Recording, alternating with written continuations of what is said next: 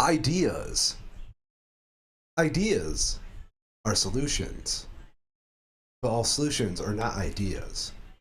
We at Two Schmo Show Enterprises are creating the future of ideas, solutions, and artificial intelligence by supplementing natural stupidity. So, somehow this gets us investors. Just FYI, Cairo. Yes, yes, yes. Yes. We're investing in the future to Inve- to continue our growth, and we are confident 2026, 2027. That's when we're going to be making all of these billions and billions of dollars, and that's why you should be giving us billions and billions of dollars of your money today. Thank you. a dollar given to the Two Schmo Show today is a dollar that we will send to a government bond in which we will make interest off that Oh bond. wait, no. Sorry, bonds are bad. Are You bonds gotta. bad at the moment? I think index funds are still okay-ish, relatively. Yeah, well, so U.S. bonds are where it's kind of iffy because there's that whole the dollar might collapse if the U.S. government collapses thing. You know, Cairo. Here. Let me tell you something. Yeah, Right? Yeah. The only way the dollar can collapse is if there's some dude with fucking Alzheimer's in charge of the government. Okay? Oh, well, that would never happen, so we're okay then. It's literally stupid proof. Even then, I'm sure some fucking idiot will go around and stop that Alzheimer's guy before that. Yeah. Because you would have to be below a fucking idiot to let. I mean, that's why we have the impeachment power in Congress, right? Just to make sure that never happens. Yeah. So, investors, your money is safe with us. Two Schmoes Enterprises. I'm the infamous Ryan, and I'm a fucking schmo. And I'm Kyril, and this is not financial advice. Oh, I have to actually say that legally. That was not financial advice. Oh. Fucking sucks when you have a license. I was sitting in a Culver's, like waiting for a custard, because it was just like right behind. I was writing out that whole skit in my head, only for like me to forget a majority of it, because I had funnier lines to make me sound like a fucking tech bro. We're back, ladies and gentlemen. We're back. Life sucks. It's been rough out there. Yeah. It's been a tough one. Kyril, congratulations on recovering from surgery. Thank you. Surgery went well. My sinuses are now the appropriate amount of nothing in them, and hopefully they stay that way. I had the flu. Nobody panic. It's basically the same thing. Yeah, exactly. I threw up on the 131 going to Grand Rapids, so if anybody wants a signed autograph, it's over there in the right side of the road somewhere. And with this weather, it's going to be there for a while, too. That is fucked You up. can put it in a bag, take it home. Yeah. You'll know if you find, like, breakfast sausage in it. Oh, that was the worst part about it. So we are going out Black Friday shopping when that all happened. And my sister-in-law, bless her, I don't know what it is. She drives like in such a way that I cannot agree with it. And it essentially causes me to spew chunks way earlier than I actually got my fever. I see you looking at me through the door, Samantha.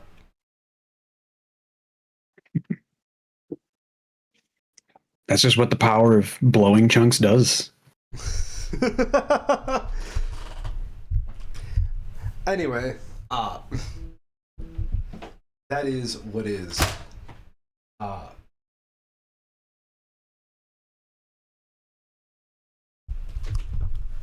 Sorry, someone texted me and I got really distracted for a moment because I thought it was like Samantha as she was like looking out the door, but it's just my own fucking mother.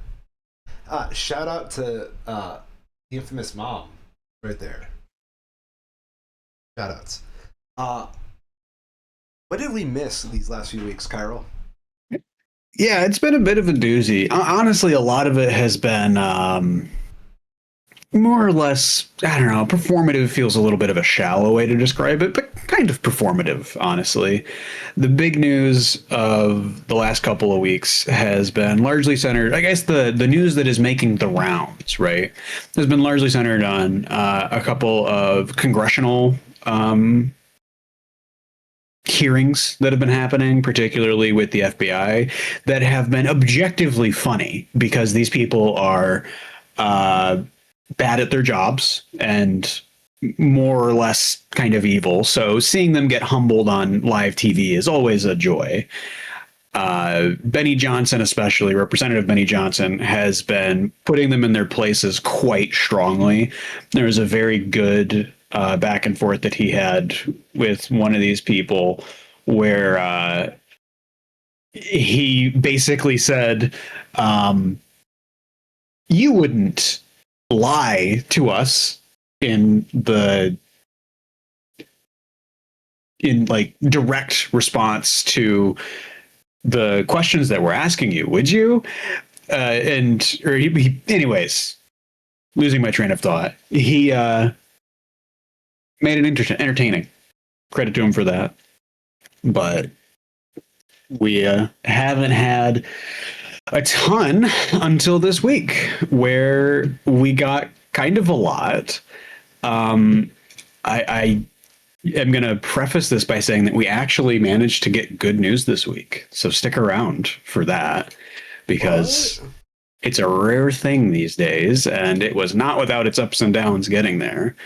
But the big news this week, and we actually got some specifics as to what the hell is happening and why it happened now, is the U.S. Coast Guard seizing a crude oil tanker off the coast of Venezuela.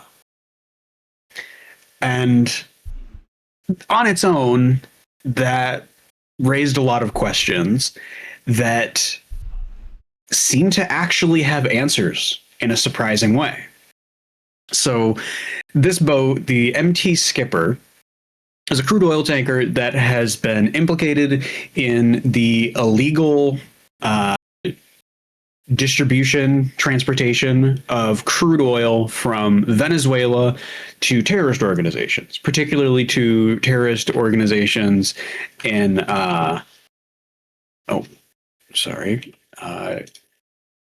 why isn't there we go.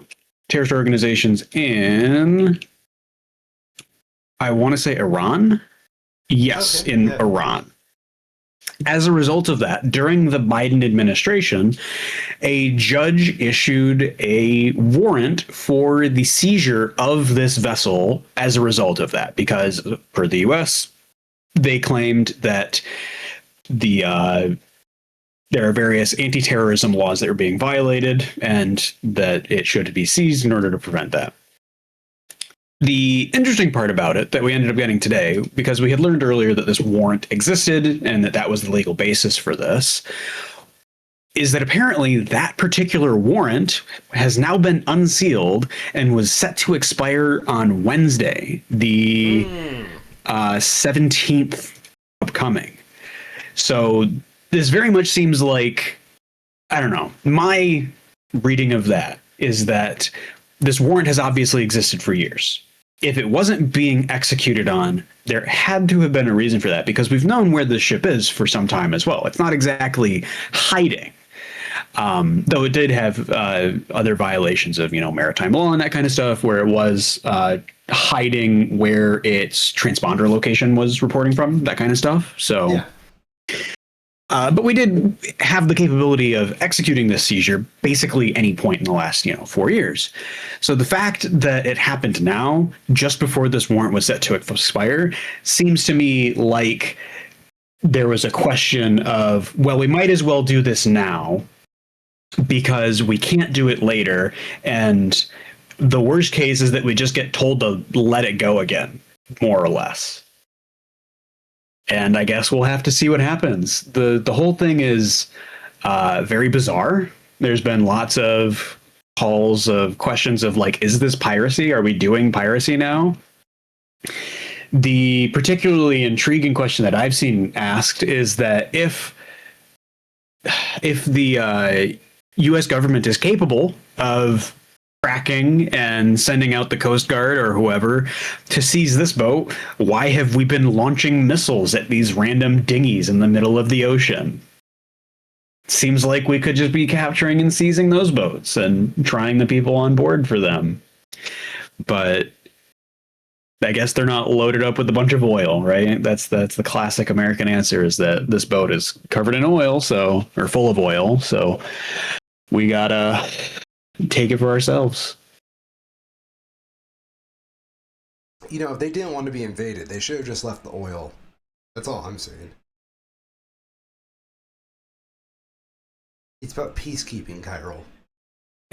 It's a weird thing because obviously this warrant was issued, and it was issued under the Biden administration. Their DOJ applied for it and received it.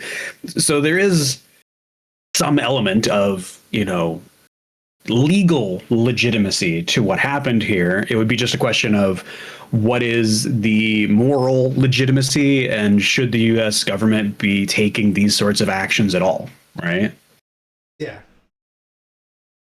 I mean, I think it's very transparent, all things considered, of everything going on. I think I said something to you the night it happened along the lines of, like, I miss the days when we were the classy bullies instead of the schoolyard bullies. Yeah. Yeah, it is weird. And it brings about, because it does seem like piracy, right? Yeah. And it brings about these comparisons to, what modern day pirates look like. And it's like, is that what the US government has been brought down to that level? I dare say yes. I mean, like... Yeah. Oh, yeah. The point is, right, we've been a world superpower for so fucking long, there's no point in subtlety half the time anymore. You know what I mean? Mm-hmm. I think, I don't know. I love my country, but my government is driving me fucking wild lately. Yeah.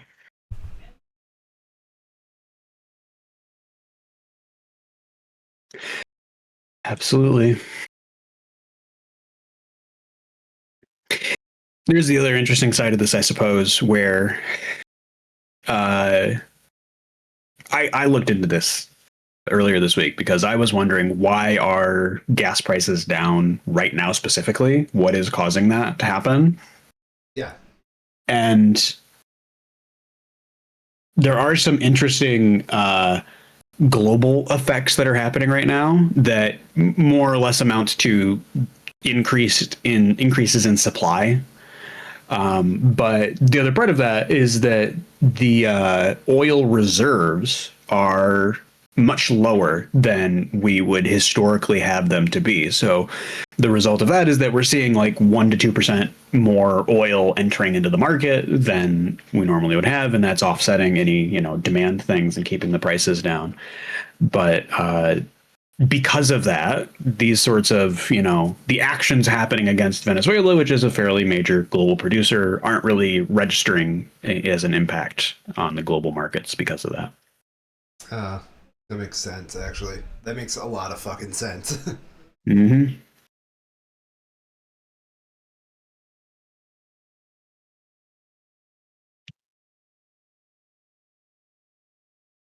In some other news, Yo. Get to our first good-ish news. Indiana, the Indiana State Legislature has voted against a measure that would have opened up a redistricting effort in their state. The proposed redistricting effort would have given the Republicans in the state of Indiana an additional 2 or 3 House seats in Congress as a result. So it is definitely a bit surprising to see that measure rejected by the Republican state legislature. And it has had some bizarre fallout from it. And that's almost more interesting than the actual event itself, the lack of an event, the fact that nothing is happening to the Indiana state maps, because apparently, according to the Indiana lieutenant governor, the Trump administration is specifically threatening federal funding for them not passing these maps, which would be like, I don't know, is it illegal? It feels like it should be illegal. The federal government trying to change state voting maps is I think I think it's crazy. I want to see what happens with this real bad. One, because I'm not a victim in any of this, so fucking Indiana, do whatever you need to do. But also just because I kind of want to see what happens when a Republican doesn't accept Donnie's bullying. That's what he just does. He just bullies Republicans. Yeah. Yeah, he won't bully Democrats on the off chance that they say no to him, and it makes him look weak. You know? Well, we do know the answer to that, and that's that the people he bullies gets a bunch of death threats and pipe bombs. Yeah. Not Mamandi, though. Mamandi gets fucking invited to the White House. And, they have like a cute little photo sesh. Yeah. Very strange. The whole thing. Donald Trump is like the worst. I'm sorry. Donnie is the worst bully I've ever seen. Mm-hmm. Well, and it's because he's so detached from the reality of everything, right? Yeah. In the same way that the last time he had to pump gas or buy his own groceries was 50 years ago, if ever. That was the last time he had to interact with regular people as well. There's just such a weird, twisted perspective on basically everything happening in the higher echelons of, American society in general right now. It is a huge class divide. It's like the most obnoxious class divide I've ever seen. Yeah. It's a class divide, but the thing that is pushing it is these billionaires not wanting to get bullied on social media, Yeah, no, that really is it too. You're right. Because they just don't have interactions with real people anymore. And then all of a sudden you put them on a website where there's nothing but real people. And then they have to flood it with bots to do their political agenda and farm and troll and get engagement and some extra dollars here and there. Mm-hmm. Do you know about Axl Rose and what he does? Not from that. Okay, so Axl Rose, lead singer of Guns N' Roses, Mm-hmm. he has his main account and whatnot for like social media. But those in the know, right? No, he has a secret account. I won't say what the secret account is because I don't want to I want to respect the man's privacy, but I found it once. Okay. And on it, he just role plays as a cat. Interesting. That's all he does. I find it to be the funniest thing, and that's how he interacts with people. That's how he chooses to interact with people. Not like a furry cat or anything like that. Just like a regular cat. Just actual regular cat. He takes photos of cats and like posts them on there. Very weird. It is very weird, but I kind of find it fucking funny. This man was like worth bufu dollars.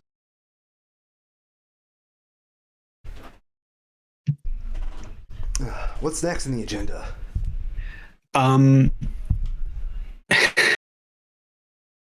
We got and there's zero chance that this actually holds up as public policy, but it's weird to see it regardless. Bovino, one of the heads of CIA, FBI, I don't actually know. He's in the U.S. government and the DOJ, stated on Twitter that one must carry immigration documents as per the INA. A real ID is not an immigration document.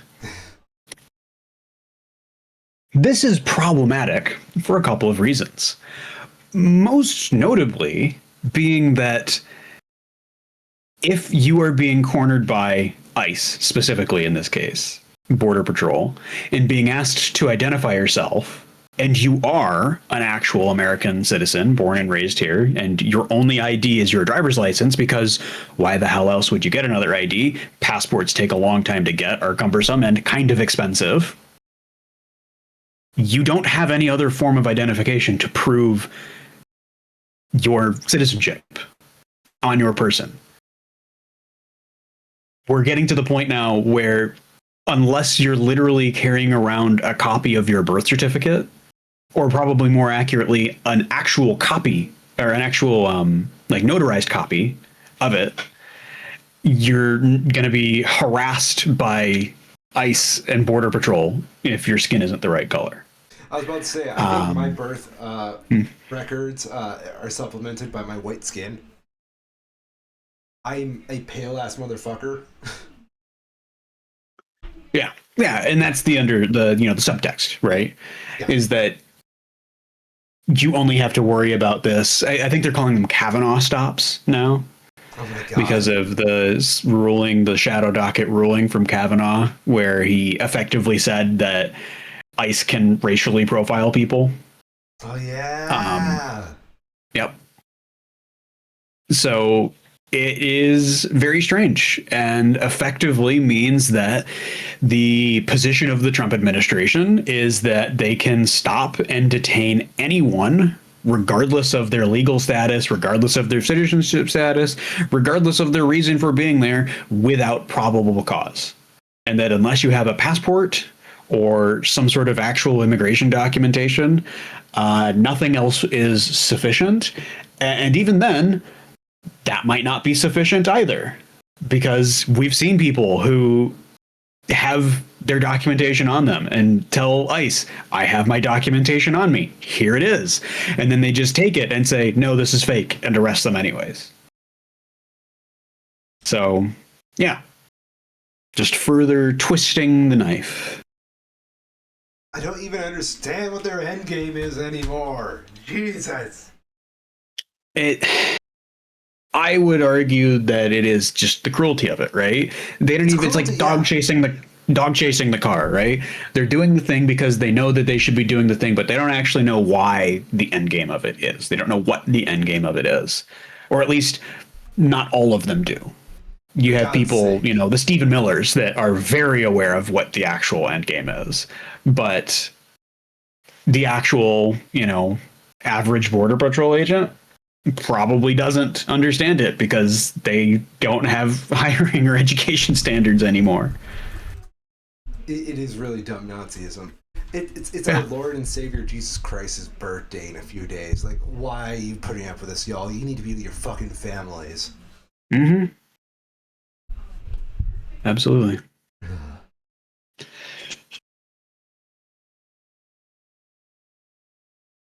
Right.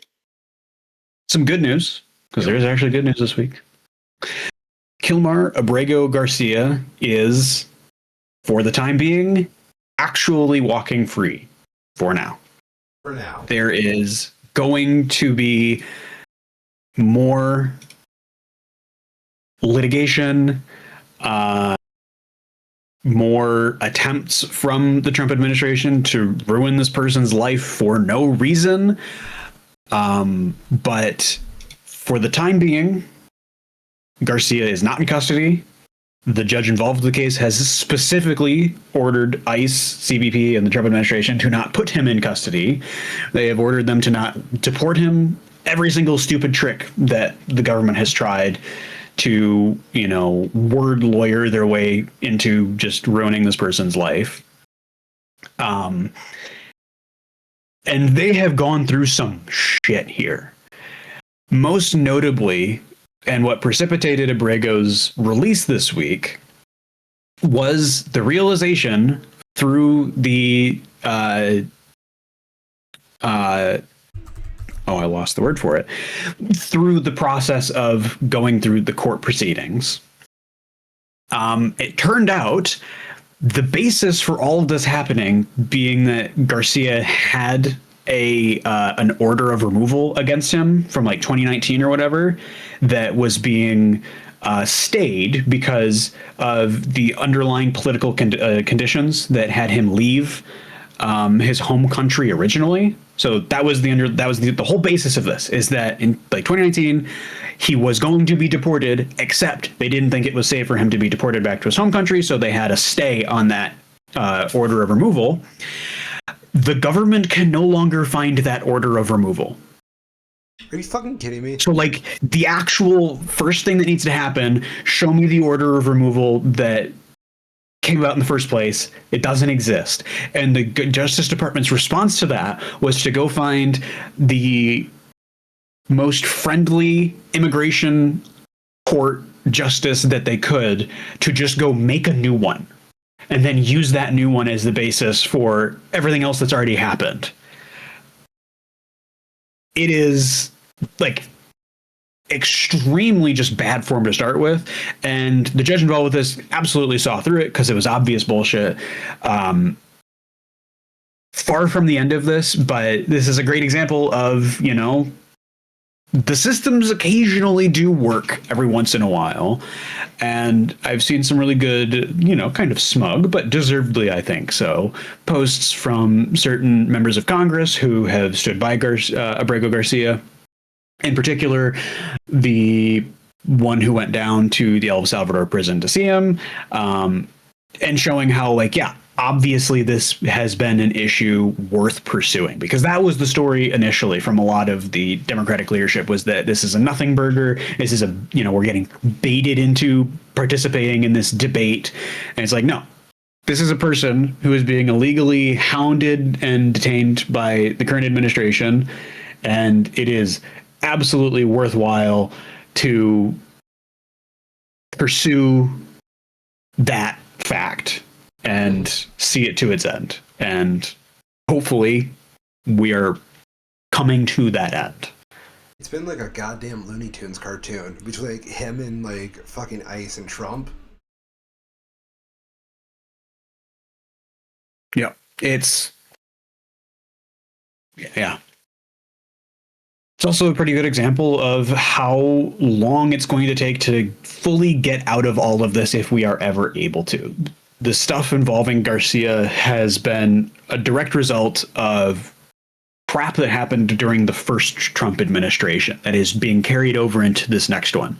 And how just because if at some point the current administration is no longer in power, that alone won't be enough to fix the harm that has been happening. That there needs to be active steps taken to undo the things that have happened. Just because more people aren't being hurt, we have to figure out the way that these, you know, systems like ICE and Customs and Border Patrol, the systems that have been set up around these organizations, and make sure that those organizations don't stay structured as they are right now to continue to just cause more of this harm.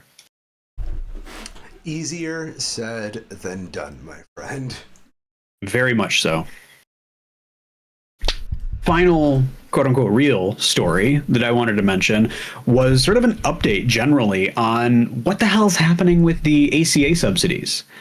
That was the thing that broke the government shutdown a couple of weeks ago, was the promise from Senate Republicans that there would be a vote on whether or not the ACA subsidies would be extended. These being healthcare subsidies that were first started during the COVID pandemic, that have allowed greater numbers of people to get access to, you know, much more real health insurance. And those subsidies are set to expire at the end of this year. And if they do, many Americans will see their healthcare costs go up 2 or even 3 times in the new year, basically meaning that they could no longer afford health insurance. It's been a fascinating issue to see litigated, because at a very fundamental level, for the Republicans, for a lot of the Republicans in Congress right now, taking hundreds of thousands, if not millions of people off of Medicaid, off of the ACA, would be considered a win for them. But they can't actually campaign on that because it would be an act that is so wildly unpopular that it would be basically political suicide for them. So it's been very bizarre seeing them tiptoe around this issue as they try to figure out where they actually have ground to be. And it's a bit of a lose-lose for them, because if nothing happens, these subsidies will expire and they will have that result regardless, and these people are going to lose their health insurance. And they're still the party with the majority in Congress right now and control of the White House. They get to give the thumbs up or the thumb down on a lot of these things seeing a vote in the first place. So, an awkward position for them, to say the least. And it is coming up on the end here. At the end of this week, Congress goes out of session for the holidays, and I believe they don't go back into session until they start swearing in new members of Congress in January. We will see how that actually shakes out. We obviously know that, like Marjorie Taylor Greene is resigning, so very slowly going to be whittling away at the power that Republicans have in the House of Representatives. But they basically have 5 days here to both introduce a bill into either chamber of Congress, vote and approve that bill, and then send it over to the other chamber to also vote and approve that bill, and then send that to the president to be signed. I remain extremely skeptical that they're going to be able to do that. No, they won't. The other side of that, I guess, though, we saw with the Epstein files release bill that when they want to move quickly, they can get legislation done in a matter of, 48 hours. So, yeah, we will have to wait and see a bit. There have been a couple of Republican-led bills suggested that have pretty much completely and totally failed, in part because while, like we mentioned, a lot of Republicans do want to see these subsidies end and Medicare recipient numbers go down, there's also a non-zero number of them that don't want that because they know it will be political suicide for their constituents to lose their taxes. And there has been enough stalwarts in both the Senate and the House so far that these Republican-led bills that do effectively end these credits by another name haven't really made it to a real vote yet. So, running out of time, to be sure. With that, we have quite a lot of movies to go through, including... Yeah. Yes. I was about to say, I know we have one big one that both you and I saw. I was thinking maybe we put that one at the end, and then... oh, yeah, we haven't talked about that, have we? We text about it, but frankly... Yeah, it's just been like 3 weeks, so I forgot. For some people, it's only been 2 days, and what I mean by that, that's like a fucking skill issue, but... wow, it's... no, that can't be right. October, November... Huh. Oh, is it because it had early releases or something? It's weird. It's not on the Rotten Tomatoes new movies in theaters page, which is kind of strange because from what I understand, they have extended the theatrical release of it, which I love to see. It's a great movie, and I'm glad more people are going to have a chance to see it. And I hope that maybe, because we had... Oh, I guess that's something that we should probably talk about. Fucking Warner Brothers is for sale, apparently. Oh my god, how did we forget that? That's the big cultural... It's been 3 weeks. Okay, I think we can get a little bit of... but yeah. Not a ton to say on that at this point. The start and end of it is that apparently Warner Brothers HBO is looking to be sold, and the two bidders that are fighting over it right now are both Netflix, apparently, and Paramount Skydance, more as a conglomerate. The sort of drama around it is that apparently both Netflix's CEOs, executives, and Paramount CEOs have had conversations with Trump administration officials that both have given them the go-ahead to be like, yeah, we're not going to stop you from doing this. And both of them took that to mean that they basically had a done deal. But in reality, it just means like, no, you can just bid for it. That's so fucking... You still got to actually win the bid. Yeah. I heard Netflix was winning, and then Skydance is throwing a whole fuck ton of money at this, and like a desperate last move to see if they take it. Yes, that's my understanding as well,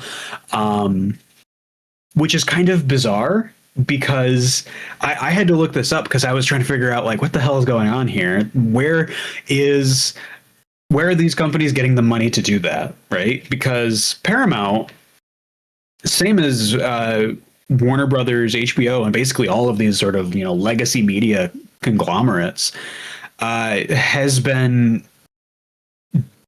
not really profitable for a long time now. They've been losing a lot of money on their streaming ventures, and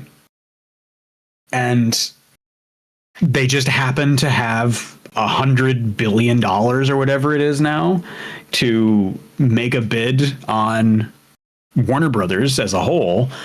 And apparently a lot of that is coming from debt that they are trying to raise.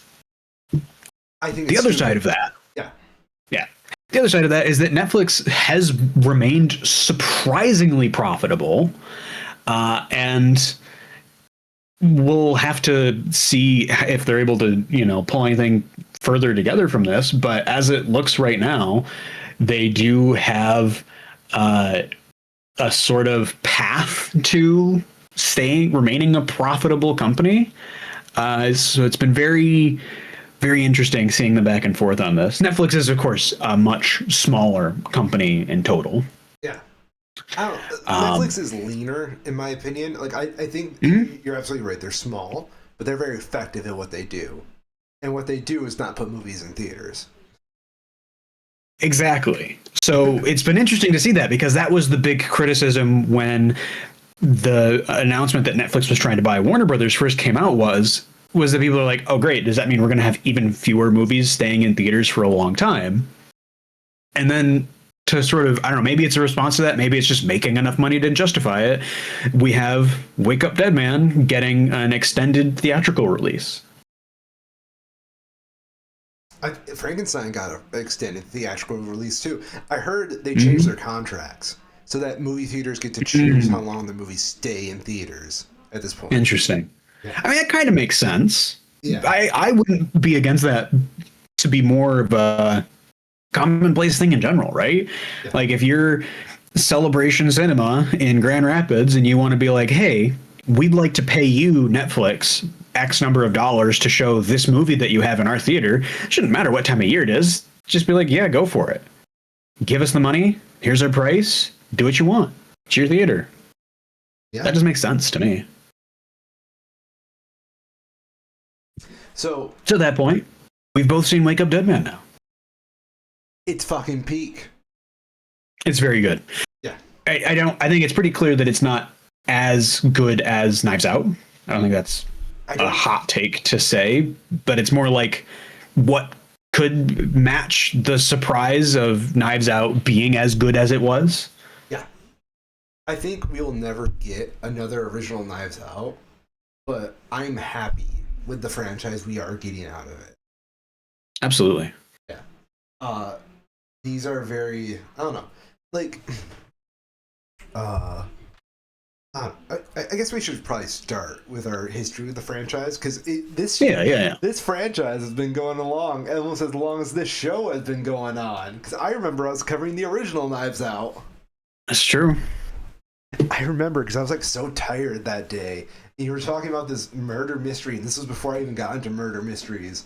And I'm just thinking to myself, like, oh my god, why did they make a fucking Clue ripoff? Nah, turns out it's accidentally peak. Sorry, why did The Last Jedi guy make a Clue ripoff? Because I hadn't seen The Last Jedi by then. Have you seen Looper yet? I did see Looper, yes, back when I was much younger. Good. Yeah, because to me that's the answer to it, is that Rian Johnson has always wanted to direct and partly do the writing on these movies that play around with the ideas of linearity, bait and switching the audience by showing them one thing when in the movie knows that the truth is something else, or just not showing you the whole truth all at once. And seeing him pivot into, not even pivot, but take that step into properly just doing murder mysteries is just so natural. Seeing what he tried to do before. When he did Looper, it's basically a murder mystery, but you don't know what the murder is yet. You have was it The Last Jedi that he did? Yeah, he did Last Jedi. Yeah. You have The Last Jedi, which is trying to do more of these twists and, breaking your expectations, subverting your expectations. And it obviously doesn't work as well in that medium for everyone because they're expecting something very different than that out of a Star Wars movie. They don't want to think quite that much or be quite that surprised by what's happening. Yeah, no. Um, The problem with Last Jedi is it's too ambitious. Yeah, to a degree, Yeah. absolutely. But I loved it for that. For me, it's far and away my favorite of the sequel trilogy. I guess is what it's called. I agree. I would So say in a perfect world, we would just have Last Jedi, not the other two movies. Not that I hate Force Awakens. It's just that Force Awakens existing means we have to have Rise of Skywalker, yeah, and I hate fucking Rise of Skywalker. hmm But I yeah, still haven't seen that. do yourself a favor and never watch it. Yep, that's the Yeah. plan. It's working so far. Kyril, you're my friend. I care about you.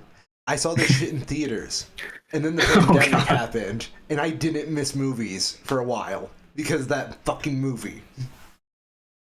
pretty bad. It's really bad.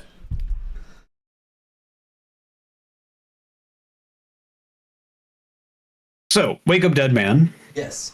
Quick plot. I guess this is pretty good. Detective Benoit Blanc sifts through a series of suspects when a Monsignor turns up dead. And yeah, I mean that is kind of it, right? I mean, Guy dies. Benny B shows up, and they got to solve the murder. I think it's very hard to talk about this movie without spoiling the plot, and I don't wanna because this is genuinely a very good plot.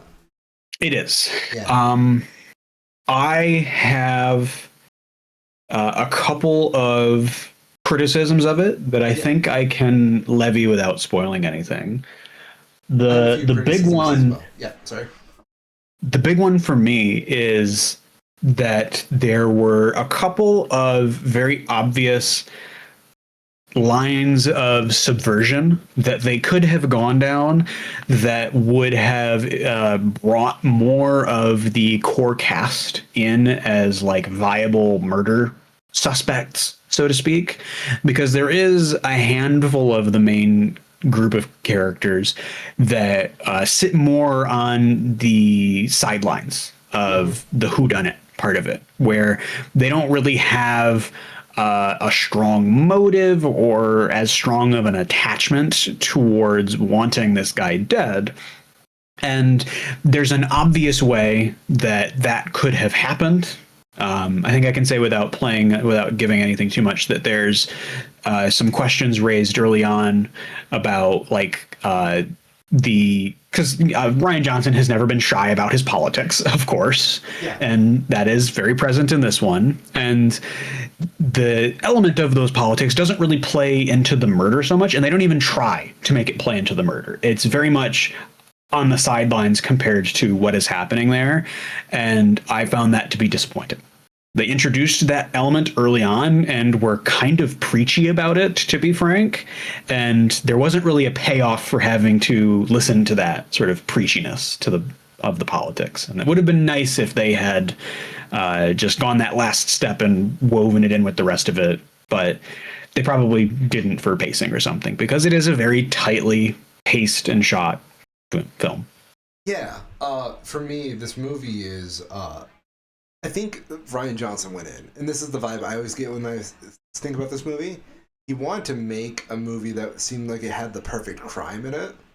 I Mm-hmm. think he made it a little too perfect, all things considered.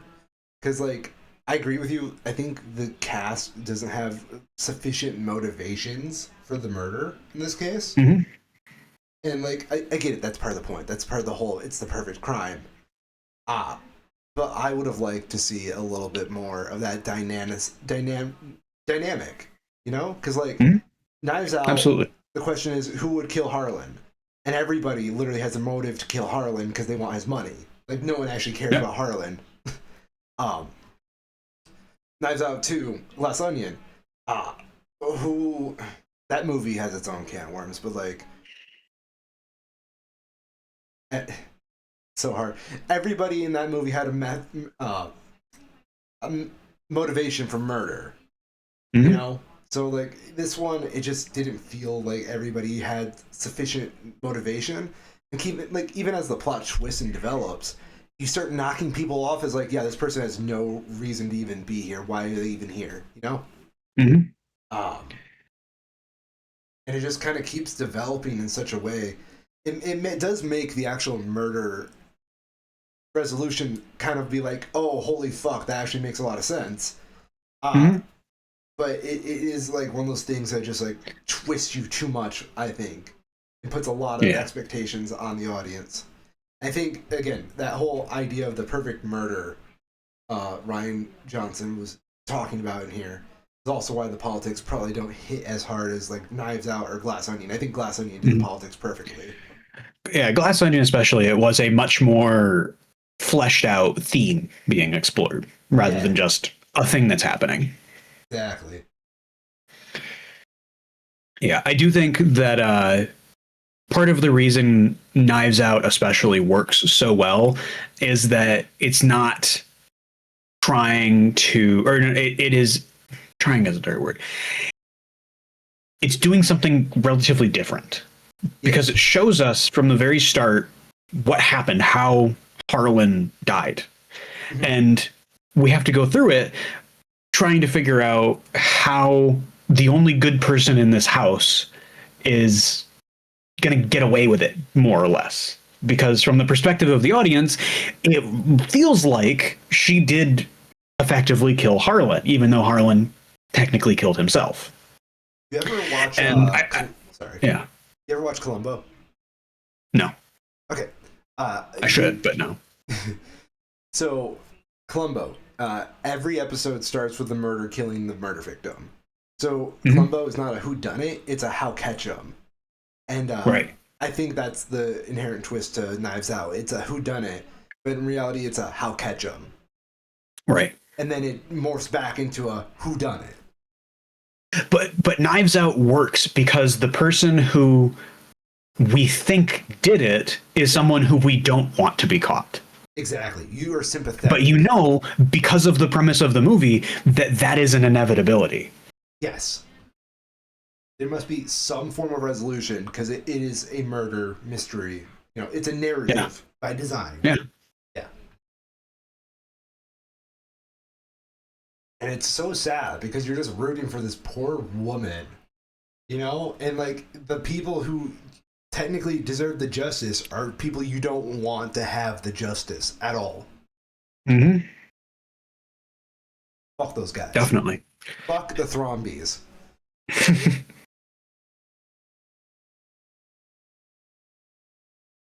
What was the other? I had another thing for Wake Up Dead Man. Yeah. It's hard to talk about it without spoiling anything, that's for sure.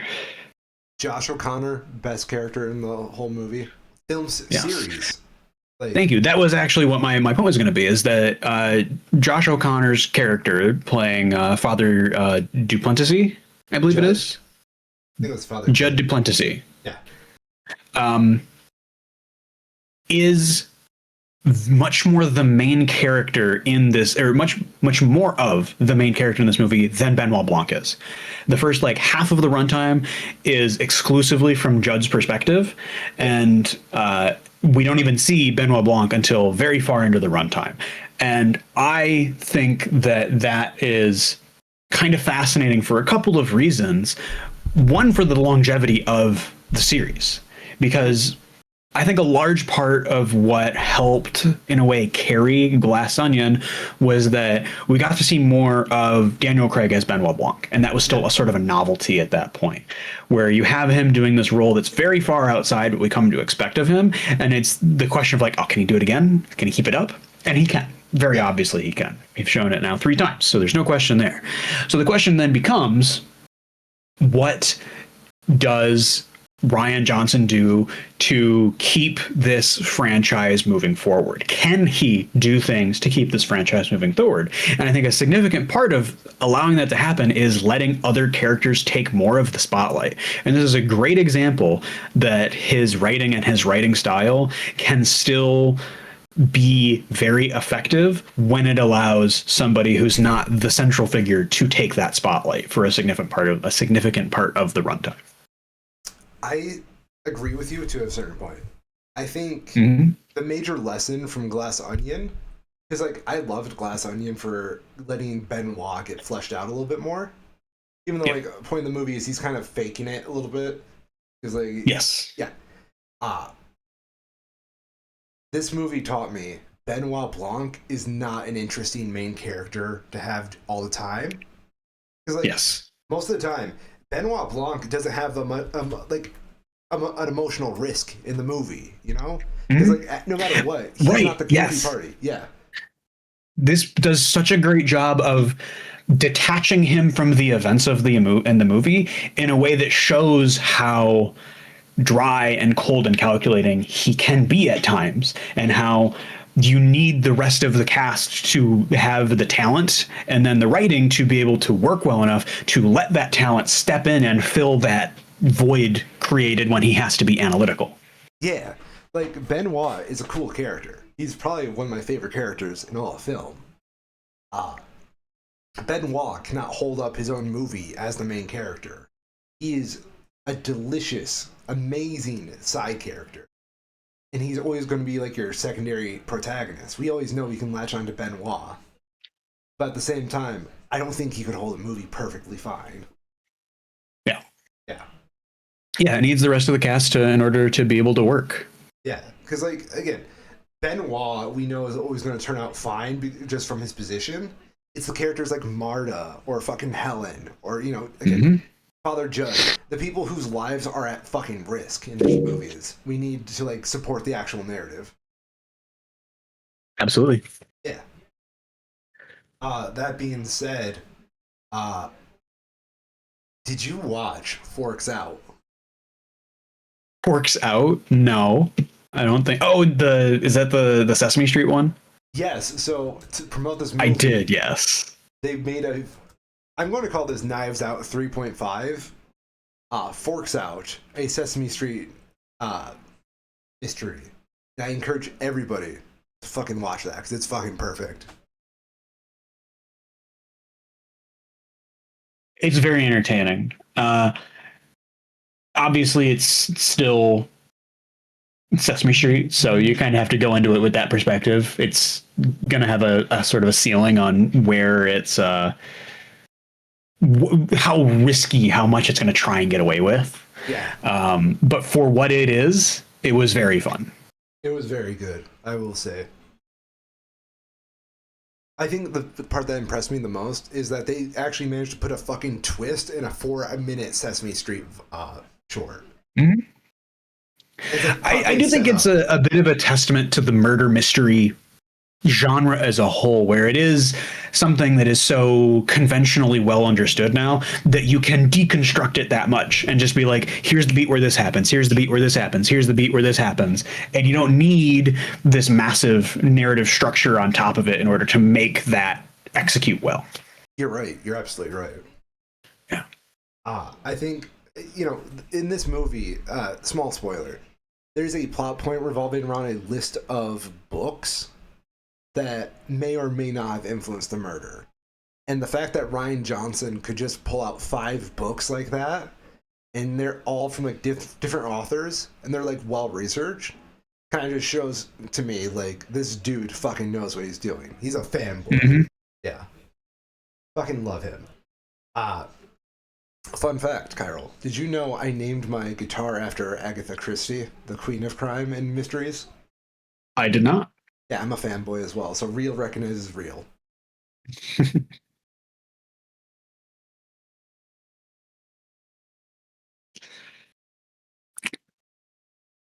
In other movie news, we are fully into the winter release season. And there is one movie in particular that has been much bigger than I expected it to be. I actually have to double check that because it must not be. The first one must have done better than I was remembering, but it seems like it's jumped to the first one already. Oh no, I know what you're talking about. Knives Out and Wake Up Dead Man, a Knives Out mystery? No, not quite. Damn. Zootopia 2 is out in Yeah. theaters. It had a Thanksgiving release, so we just barely missed it with that. Um, I had heard in the initial release a bit of a mixed reaction to it, where there was some positives, some negatives, but it was like very, 7 out of 10 kind of territory. So I was surprised to see that it is apparently overwhelmingly positive. 91% from critics, 96% from audiences, which is especially surprising, I feel. Yeah. Given that it's a Disney, is it a Pixar? No, it's just Disney. No, it's just In-house. Disney. Yeah. It's a Disney animated movie, so there's kind of a floor to how bad it might be. Um, yeah, it is doing exceptionally well, and I did double check it now. Zootopia 2 has outperformed the first Zootopia at the box office, and by a pretty significant margin. Um, God damn. the first Zootopia, granted inflation. Let's actually punch that in real quick. No, Walmart. What the fuck? No. Were you getting Walmart? I started to type inflation calculator, and I got to INFL, and I saw the autocomplete for the CPI Bureau of Labor Statistics inflation calculator pull up. But then I typed the next A, and that changed to a link for a Walmart inflatable pool.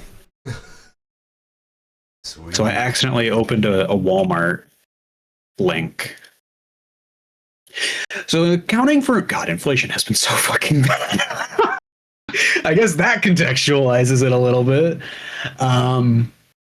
So yeah, accounting for inflation, the first Zootopia movie in 2016 came out with 1.025 billion dollars at the box office. Converted for inflation, that works out to 1.41 billion. So far, Zootopia 2 has already hit, where did it go? $1.13 billion.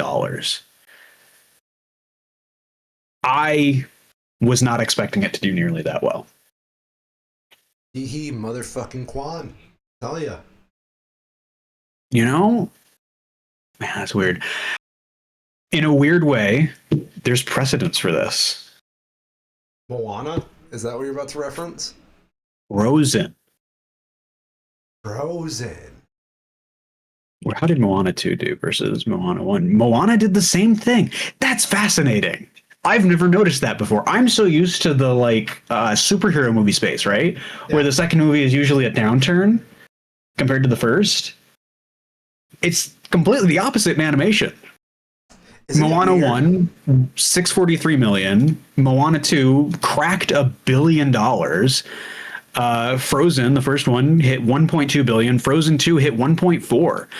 And obviously they all have inflation working in their favors. There's caveats and all that, et cetera, et cetera, et cetera. But I would have, if you asked me out of the blue, I would have guessed all of them did worse than their predecessors, just on a strict dollar for dollar basis, no calculating for inflation. Yeah. Fascinating. Very fascinating. I think it really is just the fact that people be having kids and animated movies are fucking fun, you know? Mm-hmm. I would be willing to bet that there is also an element of the merchandising side of all of these being so massive that even if you didn't see Frozen in theaters, you probably, if you had a kid the right age and interests, you probably had Frozen toys kicking around, and you probably watched Frozen on DVD or on streaming afterwards. Yeah. Same with Zootopia, same with Moana. So at the time that the second one comes around, at that point, it is everybody's primed for seeing this next one. It's no longer does the kid know about it or not? No, the kid knows about it now. They see the ads and they want to go see it. Yeah. Fascinating. Isn't it? It really is.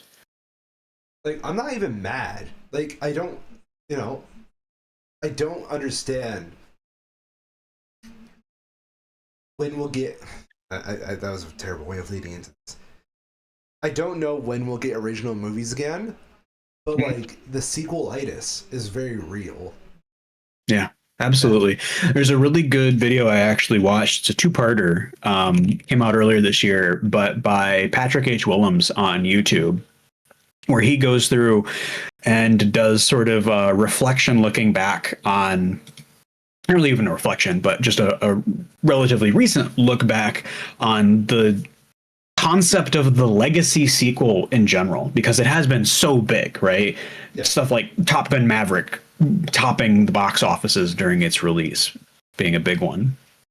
And it's a really fascinating look at both what makes a legacy sequel good in the first place, but also then looking at the legacy sequels that subvert the expectations for what someone might think that film or for film franchise's legacy sequel would be in an interesting way.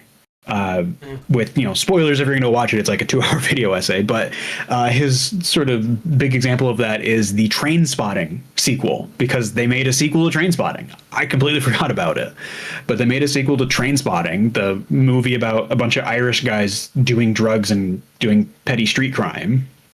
And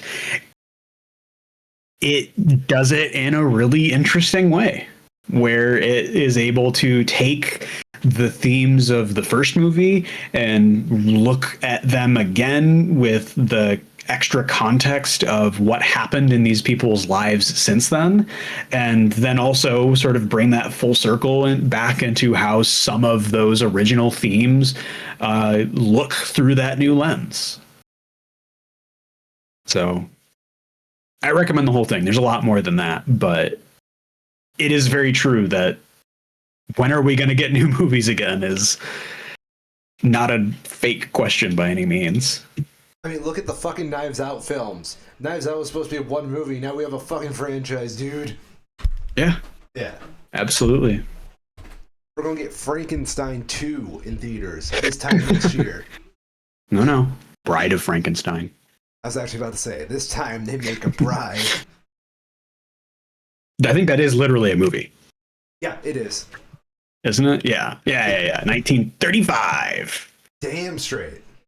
That's the thing as well, is that this isn't a new thing. Sequels have been around basically, like, what was the best example of that is that the Odyssey is the sequel to the Iliad. Right? Literally since the first books, we have been going through this stuff. So, yeah. I actually looked it up, right? This is kind of hilarious. I was trying to look up what was the first movie sequel. Care to guess? The first. Can you give me a year? 1916. 1916. Oh, wow. I know you know this movie too. That it's a sequel to. Is it a feature film? It is a feature film. Shit. Because my mind immediately goes to. Yeah. My mind goes to like the silent film era, particularly like Buster Keaton. Like, do those count as sequels? But it is maybe a that's not quite film sequel. Oh shit! Is it a Buster Keaton movie? I wish. I fucking wish. Okay. I promise you. I don't know. That would have been one of my. I don't know the order of those releases, but it would have been like the general or whatever, I guess. Do you know of a little movie called The Birth of a Nation? Yes. I think I've heard about it. Did you know it had a sequel called The Fall of a Nation? I did not. Yeah, and it's often considered the first movie sequel. Interesting. It was largely a commercial failure and seen as propaganda. Yeah. Different director, notably. Yeah. It is now lost media. Interesting. Yeah. Really?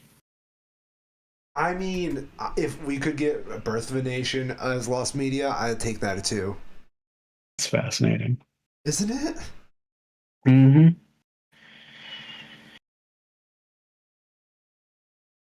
So remember, ladies and gentlemen, when you're watching Zootopia 2, remember the Klan got there first.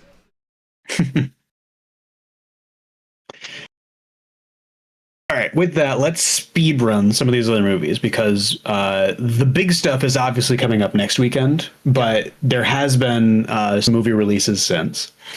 So Ella McKay came out this weekend. Has it's James Wick directed, Woody Harrelson, Kumail Nanjiani. 22% from critics, 53% from audiences. Not good. Well intentioned but woefully undisciplined. Yeah, comedy about a woman trying to have it all, tonally misjudged. Where did this? There it is. New comedy written and directed by James Brooks about the complicated politics that arise when a young woman's stressful career clashes with her chaotic family life. Not a great sign. Yeah, I'm especially surprised that the critic score is so low. 22% is pretty damning. Moving on from that, we have Dust Bunny, the Mads Mikkelsen horror flick, apparently.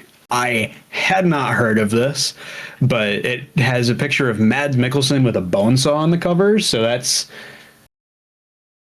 pretty fun. It's doing quite well, 87% from critics, 88% from audiences, though not a ton of reviews in for it yet. 10-year-old Aurora has a mysterious neighbor, played by Mads Mikkelsen, who kills real-life monsters. He's a hitman for hire, so when Aurora needs help killing the monster she believes ate her entire family, she procures his services. Suspecting that her parents may have fallen victim to assassins gunning for him, Aurora's neighbor guiltily takes the job. Now, to protect her, he'll need to battle an onslaught of assassins and accept that some monsters are real. it sounds interesting. Yeah. Fun for Mads Mikkelsen, especially, I think. He gets typecast a fair bit, and he is very good in those typecasted roles. But it's definitely something different for him. Yeah. So we also have Silent Night, Deadly Night. This is a reimagining, they call it, of the 1984 cult horror classic. When Billy witnesses his parents' grisly murder on Christmas Eve at the hands of a Santa, it ignites a lifelong mission to spread holiday fear. Every Christmas, he dons the jolly red suit and delivers a blood-soaked massacre to feed his twisted sense of justice. This Christmas Eve, Billy wants to know, have you been naughty? 81% from critics, 77% from audiences. This is a fascinating one, too, because this is like something else that's been happening recently. We've seen it with, what was it called? The Ooze movie that came out earlier this year. Ooze?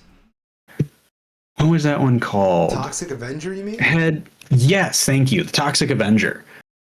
That's like a legacy sequel, basically, to the movie of the same name. This is the same thing. It's more or less a legacy sequel to like cult classic B movie horror thing that people always watched more or less to laugh at. It's a very interesting trend to see it happening. Yeah, I could see that.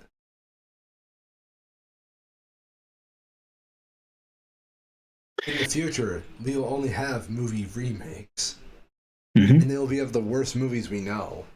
Are you ready for Fall of a Nation remade?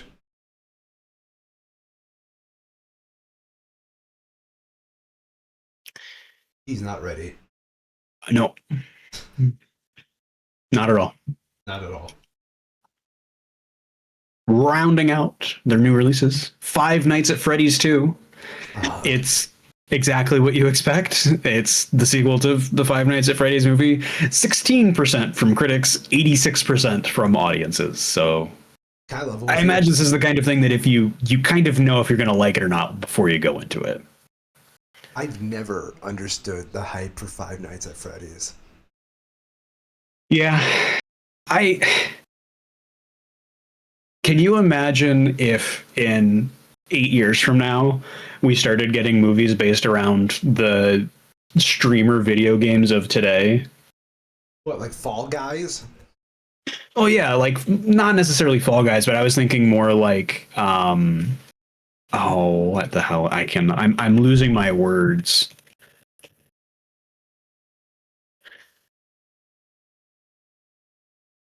Take your time. I'm paid by the hour. I should know what this is. I cannot remember the name of it. Learn your slop. I mean, that's the thing, though, is that a lot of these games are pretty good, right? There's been like Repo that came out that was sort of like a variation on what this one did. I think I might actually just have it on Steam. That's probably an easier way to look this up than to try and vaguely Google keywords, because Google sucks now. But you have these like Just use ChatGPT, bro. yeah, of course. You have these group sort of like horror experience kind of games that get made extremely popular because of the streamers who play them. Oh, Dead by Daylight or some shit. Yeah, in that same sort of broad category. I see what you're There's a mean. particular one though that I should know the name to it, and I cannot remember it for the life of me. It's very annoying. Lethal Company. I know it's old news. It came out like a whole year ago, but I forgot about it already. yeah, that's the equivalent of it, right? Is that in 8 years we get a Lethal Company movie that really only happens because they only got popular because of the people playing it, not because of the game itself, really. Yeah. The game itself was still fundamentally sound, but that's not why it exploded. No, not at all. So, yeah. Yeah. Did you watch the Game Awards this year? No, but I did refresh the was it IGN? I think it was IGN, the IGN like live updates page. So I watched it with some friends. Biggest mistake in my life. Fuck friends. It was my first time watching the Game Awards. Mm. I fucking hate video games now. Really? Dude, it was the biggest waste of time because like Claire Obscura kept winning everything it was in. So why was I even bother watching this shit? Every trailer was for fucking like, feudal Japan, Eastern Asia, fucking dark fantasy Souls-like. The only one I can remember as like an actual brand is when they did the Badger game that looked like Dark Souls. Mm-hmm. Badger Souls. Badger Souls. You get it. But like okay, actually, I did chuckle once that whole night when Jeff Keighley said he fucked the pig. Yeah, have you seen the Kermit meme from that? No, Did I send that to you? I did make a joke about while watching it, some friends, about Kermit being in the cuck chair. Where did that go? Yeah, there was basically somebody made a meme of that where it is Kermit, the person drew it. Kermit sitting in front of his computer watching the video game awards. There, I know where I can find it. And it like shows Miss Piggy and Jeff in the first panel, and it's just Kermit sitting in front of his computer with a gun in front of him. Yeah, there we go. It ain't easy being green. I get it, Kermit. Sending it to you now. Please. But the monitor is just completely white, so you could basically put whatever you want in for that. And you could, it's very memeable. This is good art. It's very good. I appreciate this art style. No, like, it made me realize how I'm not the target demographic for this. I'm a little boy who plays Nintendo games. You can't see it, but I'm touching my fucking fingers together like I'm innocent and like naive and shit. And like, I don't know, dude. Like, it was a culture clash, and I think I'm stunned by it still. I just have, I don't know, like with any of these award shows, I think that there's a number of the awards that are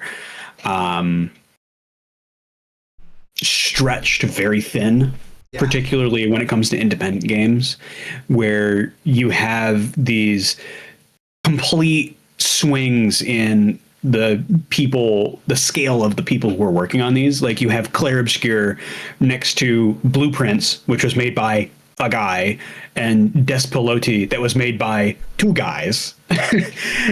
And then you have Dispatch next to him again, which is again another very, technically independent by the definition that they use, but very large production. And it feels like the kind of thing that, like with a lot of these categories, has been stretched so thin to meet the outcome that they want that it loses the point. Like, did Clair Obscur really need to win another of the awards rather than letting that attention for 5 seconds go to something, literally anything else? Obviously, no. I felt bad for the devs. They had to learn so much fucking English for their acceptance speeches. It's more English than They're French, aren't they? Yeah, they're French. They're all, yeah.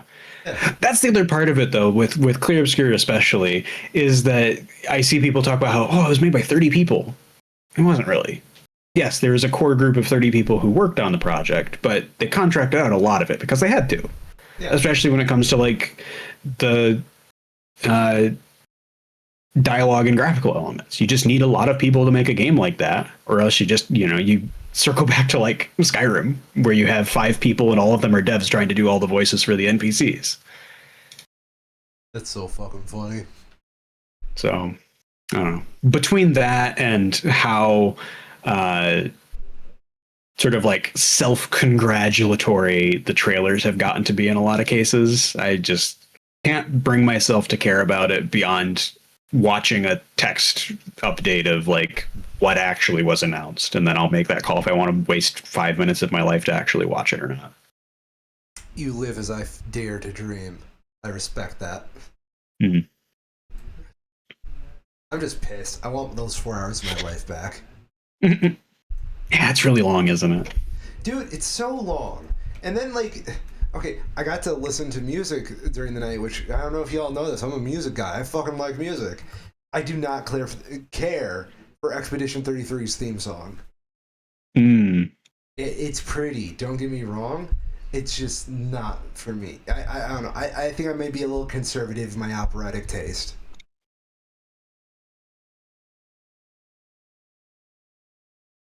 Yeah. Yeah. Yeah.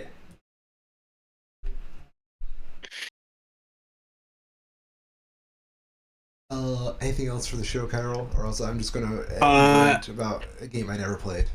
Oh, sorry. One last thing. We got a trailer for Animal Farm yesterday, day before yesterday. We first heard about this movie back in June, apparently. I feel like we did hear about it in some capacity. It feels vaguely familiar in that way. But we have the actual trailer now, and it is a doozy. The first thing, because for me, when I first heard about this, I saw this pop up on Blue Sky, and it was the full trailer. So I started to watch it, and at the 6-second mark of the trailer, the Angel Studios, their logo popped up. They're a film distribution company based out of Utah, and they're called Angel Studios. And would you guess that they largely work in the space of Christian movies? Nah. I thought they made Chris Angel biopics. That would be fucking awesome.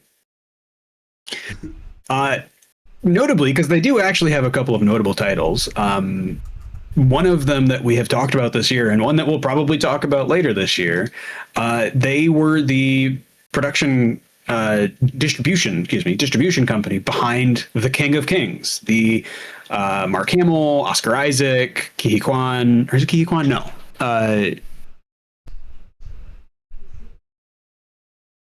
No, sorry, I'm getting my names completely mixed up there. That is a different person who just has a similarly spelled name.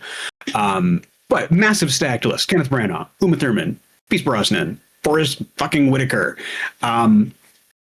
So seeing the Angel Studios logo pop up at the 6-second mark of this Animal Farm trailer immediately had me tuned out of it, because it kind of gives the game away here. You're not going to have this very, I'm saying biased group funding a particularly divisive movie. That's not what they do. They make Bible movies. Like, very literally and explicitly. So that was already a big red flag. But from there, we actually watched it before the show today. And it is somehow, from first appearances, worse than I expected, at least. Yeah, I mean, what? There's nothing to really say about it because, There's like, all really right, not. actually, no, I do have one fucking story about the pre-show today, right? Yeah. So I'm watching the trailer with Kyril, and Kyril just looks at me. He's like, "So this isn't Pixar, but it's trying to rip off that other animation studio." He's like, I'm like, "Illumination." He's like, "Thank you." Yeah. Yeah, I mean, the kind of the beginning and the end of it is that this is an animated, supposedly children's movie that is allegedly, how did they put it, based on or inspired by. They have that somewhere. Where did they put Shares a it? name with.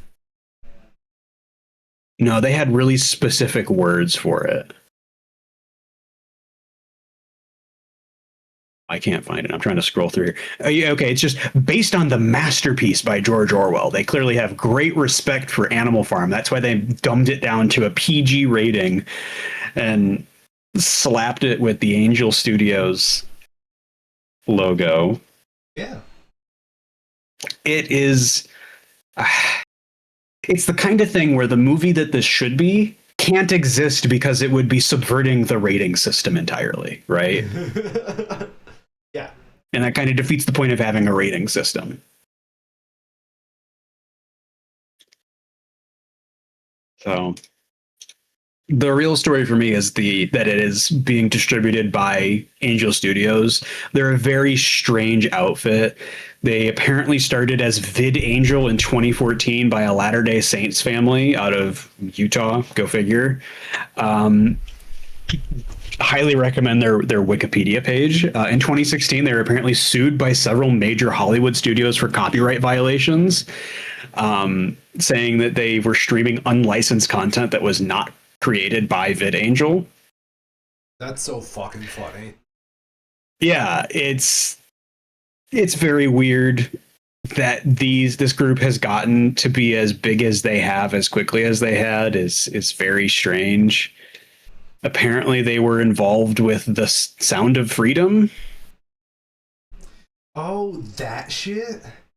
Yeah. Oh my god. Which was a massive financial hit, and I guess they made a ton of money off of that. I mean, I guess whatever small credit they're due, a lot of their movies that they work with are extremely low budget and tend to make that budget back and then some. It's like the Christian equivalent of the horror company that does that. I'm losing all my words today. Can you tell I had surgery 2 weeks ago and I'm tired? Kyril, you can complain when we send you off to bed after this. We need to make the YouTube revenue. Shut the fuck up. A kid. Not Asylum, not horror, not Trauma. Blumhouse. Blumhouse. It's like a Blumhouse outfit, but for David.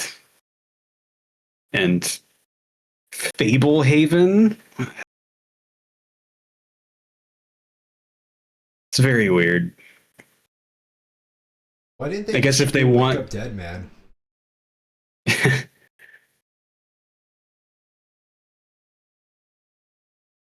something for another day, I think, because it's very interesting to go through here and just be like, what the heck's going on?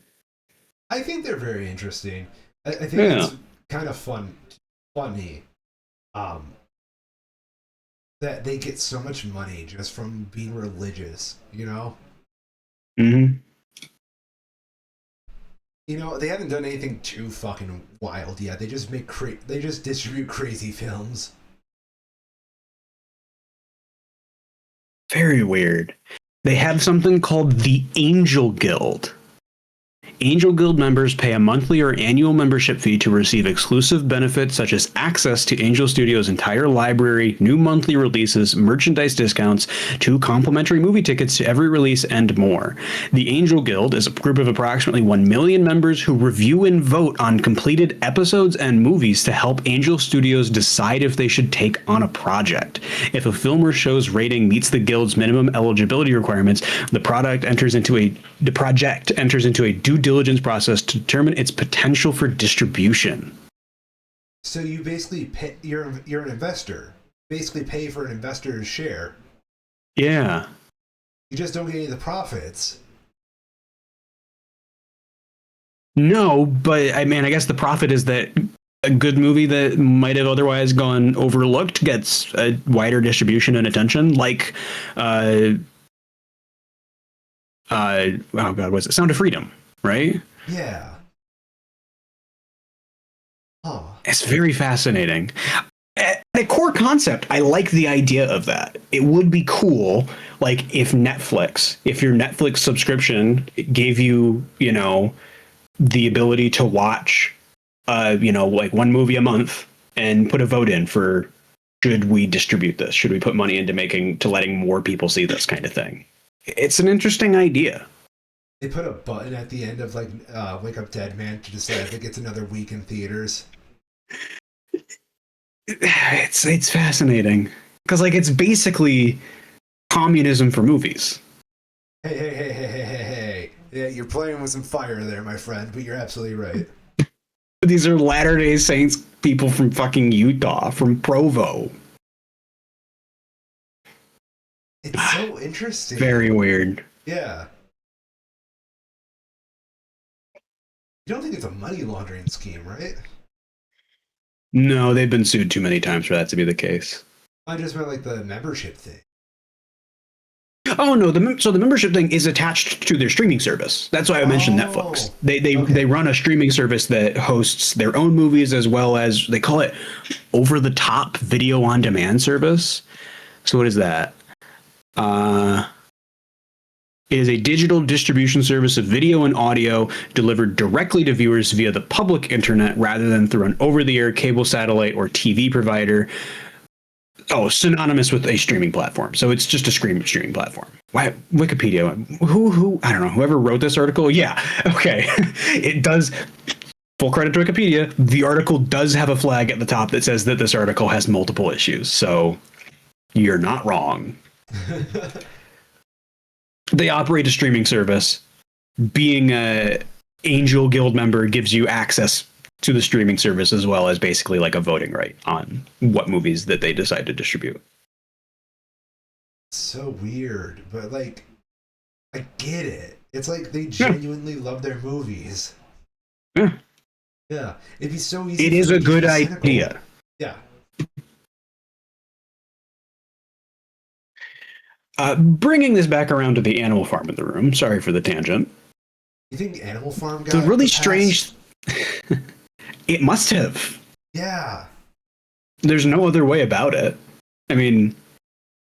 You think people just saw Andy Serkis had a fucking movie he made with all these celebrity friends of his? And they're we need to get in on this shit fast. Got twerking pigs. So, Animal Farm, the animated children's movie, technically had an early release in June of this year, 11 months before its actual theatrical release in May of next year. And I do wonder if that plays a part into this, because in June, I think pretty safe to say it bombed. One of the notable articles for it was a reviewer from Variety who described it as Andy Serkis sloppy animated adaptation trades political insights for potty humor. Subtitled as George Orwell's required reading novella is ripe for reimagining, but apart from a starry voice cast that includes Seth Rogen and Woody Harrelson, this chaotic tune misses the point. And in watching the trailer, that is very much the vibe that you get from this, where it is being just an animated movie and not trying to do anything particularly interesting with the Animal Farm concepts. other than the most surface level of that. Makes sense. It might be just It makes me kids. Yeah. Yeah. It makes me wonder if, because of the extreme negative reaction at that time, it ended up getting passed up by more established distribution companies. And Oh, then yeah. Angel Studios comes in and is like, hey, we'll take a look at this. Their people give it a, I guess. And maybe they get a steal on actually paying for the distribution for it. I was actually about But to say, it has to be in May as a result. what if someone who worked on the movie is part of like Angel Studios' little distribution program, and they insider traded their way into getting the distribution from them? I doubt it, but where did that one go? I thought. I can look it up again. I'm curious who the cast listing. What do they got? Go to Wikipedia. Who's involved with this? Andy Serkis. I feel like we would know if there was some connection there, but it's possible. He's the director, of course. Yeah.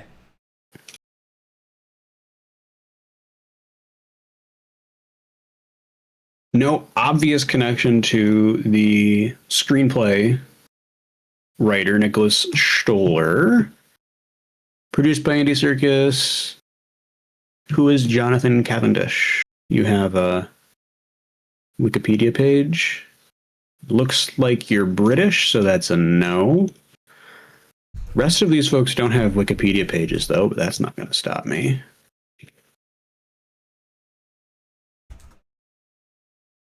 I do think it's fascinating how doing basic web research has gotten to be like some sort of a dark art almost. Hasn't it though? Like, what's the word I'm looking for? It feels hard boiled at this point.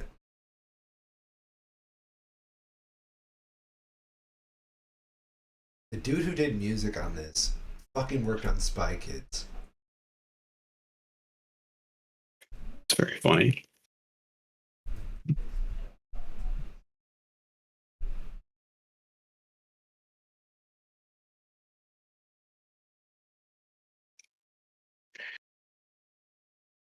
Yeah, I'm not seeing any obvious connections. It is notable that apparently they made this whole movie for only $35 million. I can see it. That seems low given the casting. Yeah.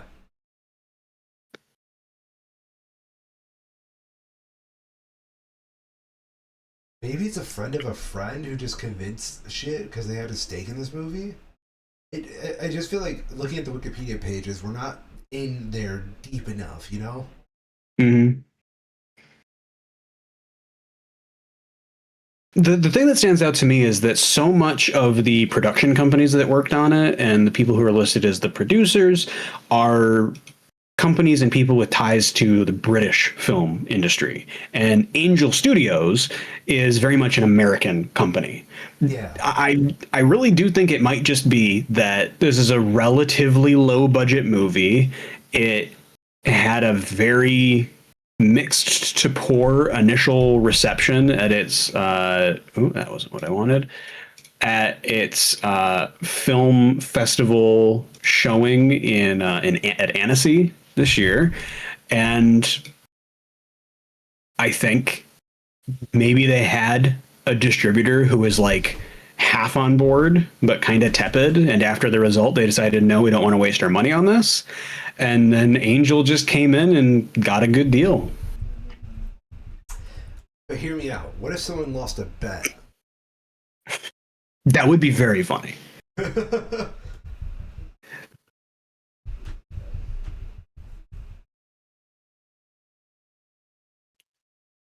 Ah, Oh, that's very funny.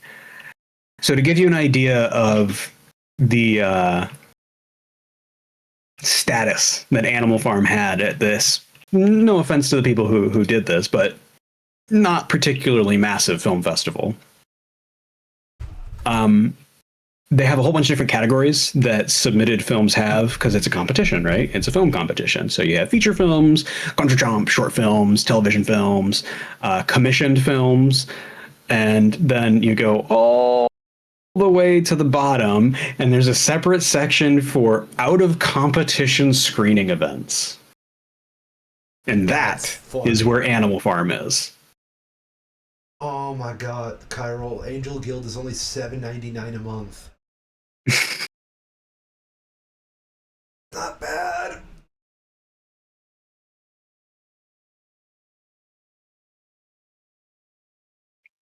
To give another idea of the kind of sort of tier of what was showing at these out of competition screening events, it is surrounded by a number of like behind the scene featurette things for one for Cartoon Network Studios, one for The Simpsons, one for Stranger Things, for Elio, Zootopia promo, some Smurfs X SpongeBob X Ninja Turtles slop crap. Don't know what the hell that is. Uh, it's like half promotional events and half actual movies being screened.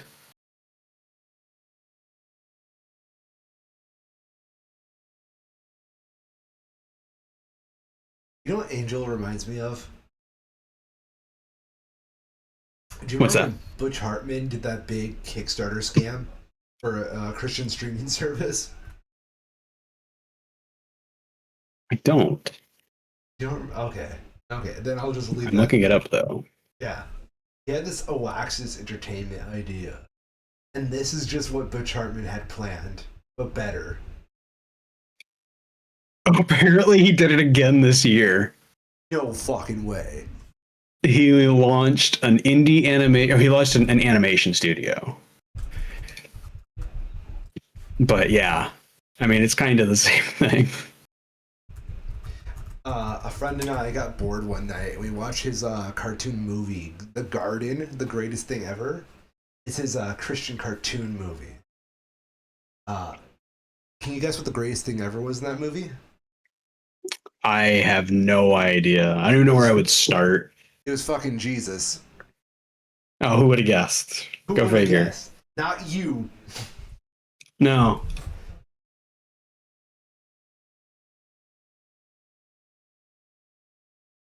To be fair, we were watching the whole movie and we didn't even get Jesus until the end. We legit thought it was gonna be friendship. You know what this Oaxis thing reminds me of? What? Do you remember the Tommy Tallarico video game console? Oh, that sounds familiar. Can you like tell me a little bit more?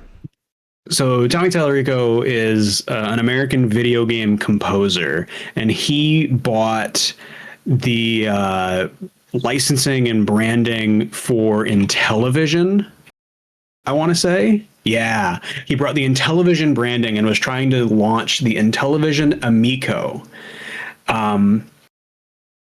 That I don't think it ever actually came out, but the core concept of this was that in was it 2020 was when it was supposed to be released, but the whole point of it in 2020 in the pandemic was that it was going to be an entirely offline video game console. So you can imagine how that went just from the start. But the thing that this reminds me of is that he went through all of these different funding rounds through all of these like Kickstarter, but for venture capital type websites. And he would get like less and less and less money each time trying to just crowdsource the funding to do this thing. And seeing on the Kickstarter page for Oaxis that they raised like $200,000 and their goal was to raise $50 million for the first phase is very funny and reminds me of how the funding went for the Amico and television thing. That was very good. I found where you can submit something to the guild to go on Angel.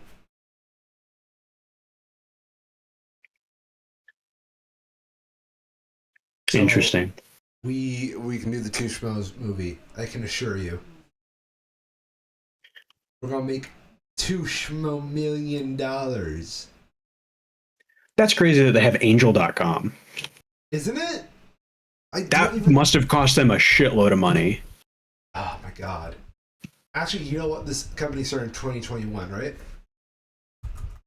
Mm-hmm. 2014, but under a different name. I'm I don't going know to when they go even. actually. When did they start calling themselves? So they called themselves VidAngel in 2014. I don't know when they actually would have gotten the Angel.com license. I would bet it wasn't then. I'm going to go all the way to 2022 on the Wayback Machine and see if I can find anything. That would be about right because that's when they started doing their music distributions or their movie distribution stuff. So it apparently would redirect to app.angel.com. Interesting. That is interesting. It's only a $250 application fee. That's surprisingly reasonable. That's interesting. This is What? fascinating. They have their application review is a 3 to 7 day thing, and then voting happens for 1 to 10 days. But then they have in parentheses longer for kids submissions. Why? I think that's just because they want to get into that space more. So they're giving their people more time to review those projects. So it used to be related to genesis.com/angel. Genesis.com. Yeah. Interesting. Gene. Oh, sorry, my Wayback Machine is triggered. What is this? What is this?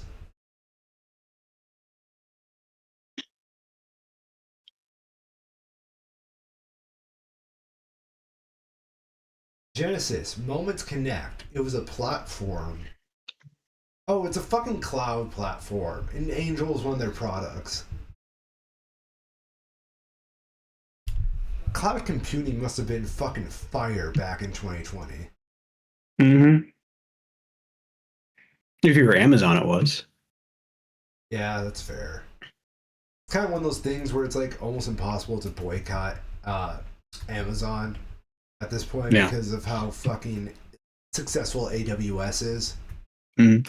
It's the same thing with Cloudflare, where I saw some really good debate from like the perspective of developers when that Cloudflare outage happened, like from the perspective of the people who pay to use Cloudflare in their services, where it's like, yeah, we could develop our own solution for this, but we can also just use their thing and spend a tenth of the cost, and it works way better than anything we could ever use, 99 days out of 100. So we're going to do that because we don't want to spend money and time doing the rest of it. Damn.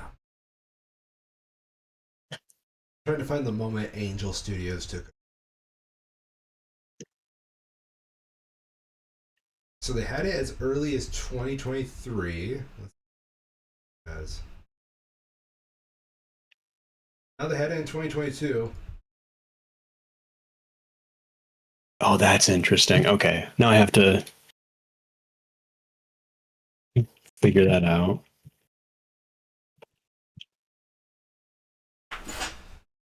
Okay, so it seems like late Yeah. 2021 it happened. Sorry. Oh, I was going to say that there's an interesting piece on their submit page where they have a fake text conversation that says, "How many guild members are there?" And it replies, "There's around 1.6 members as of whatever the date was." And the person says, "So all 1.6 million will vote on my project when I submit?" And then it replies, "No. While all guild members can vote, only a statistically significant sample is needed to decide what advances." So I'm curious, what is statistically significant for a population of 1.6 million? And I feel like that's probably like not a lot. Yeah. You get like 100 people and you could do it. It makes me wonder, say we wanted to make the Schmoes movie, how many people would we need to pay to make accounts to always vote in favor of our movies to get funding from them? Why do we have to pay people? We can just bot it. Well, because that would get around the botting accusations. We can say, no, we're not botting. These are real people who are really voting. I think we would need to at least get like 5 people to run the bot accounts and then 5 pretty people to say that they were actually voting. Sure. I guess I'm more wondering, is this like do you have to pay 30 people? Or do you have to pretend to have 30 people vote for you? Is it 100? Is it 1,000? Yo, I Because wonder like if there if it's is like a like back alley thing where people use their Angel membership to like fucking, take bribes to get your shit right. on Angel. Yeah. Well, because like exactly though, like it would be a very short racket because Angel would run out of money. But if it is like say you need 100 people to break whatever their statistically significant group is, because they're a Christian themed wrapped streaming service, right? I would think it's safe to assume that the vast majority of their members probably don't even know about this, let alone actually vote in these processes. Could be wrong, but that would be my what I would be willing to bet, especially given that they have a $250 application fee. It's not like they're doing big bucks here in the first place. If you could get 100 people, like 100 votes that are 100% on your side, and you're not making complete shit, would that be enough? You spend $8 a month for 100 accounts on their platform. You pay, 100 people $5 per vote to go out and vote for your thing, to watch it and then vote for it to make it look like it's legitimate. So you're talking $1,300 at that point. Is that enough to make Angel Studios be like, all right, here's a check for $500,000? And then you just the producers it and make the biggest piece of shit ever. Yeah. Wild.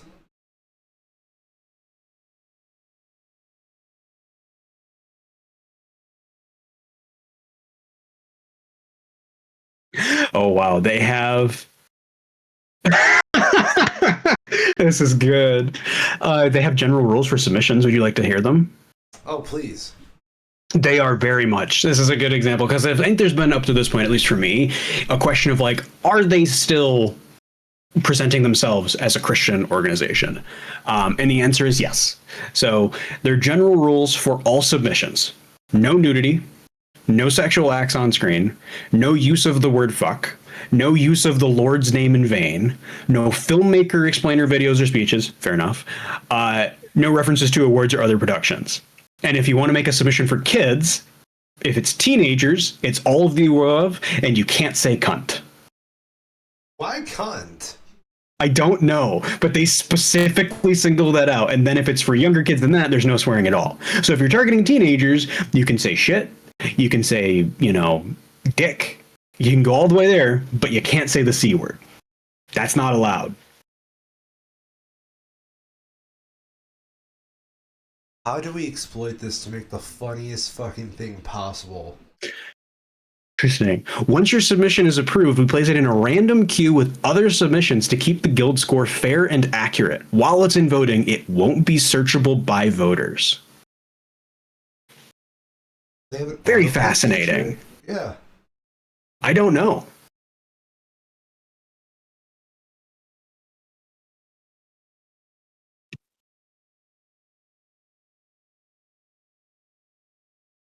Oh.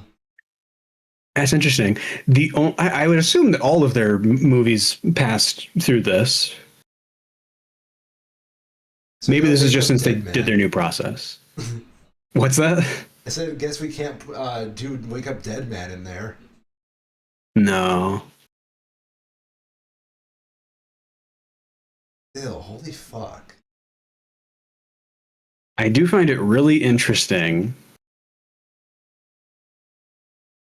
that they don't have anything on their page for Animal Farm.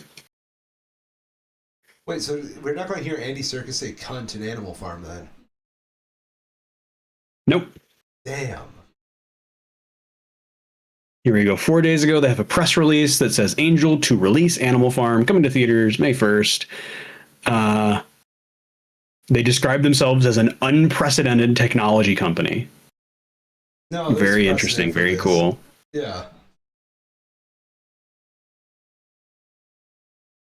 You've got like one cool part to your model, but you're totally precedented. This is a project of tremendous heart, said Brandon Purdy, Executive Vice President and Theatrical and Brand Development. Doesn't really say a whole lot.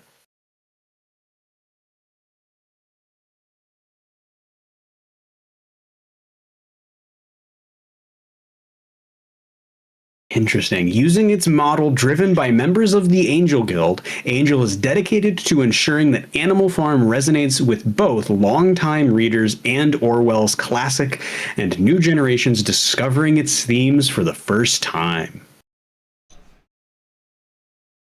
There's something really on it. It is really weird.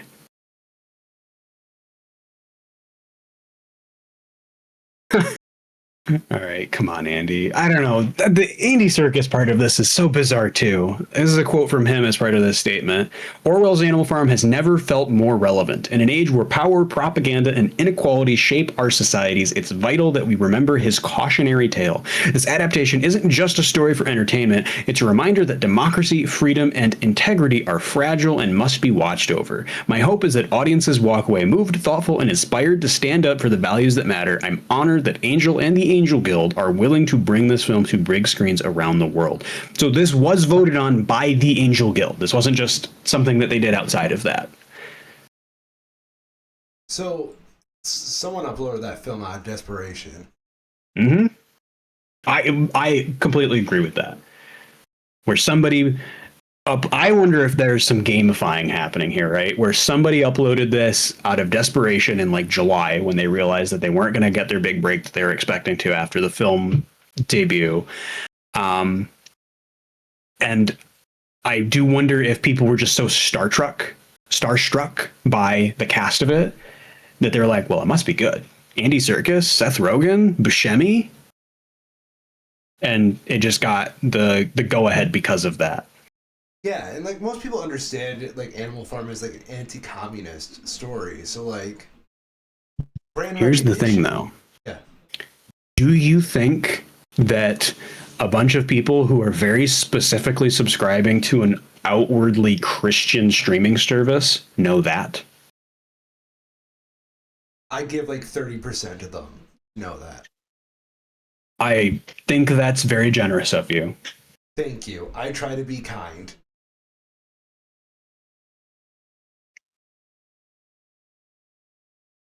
No, somebody gamified this though. I agree with you.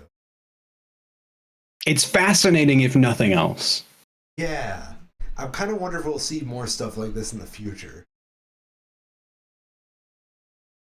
I kind of doubt it, but we will have to wait and see. May 1st, 2026. You will believe that an animal can farm. I think that's all I have for today. I think Miss Orion, it's like 8:20 right now. I'm fucking tired, Yeah. and yet I cannot get over how fucking weird this whole situation is. And I'm Kyril, and I'm also a Schmo. And this has been Wake Up Dead Man. Someone start playing fucking Up to the House. The room is empty. It's something. Won't you come?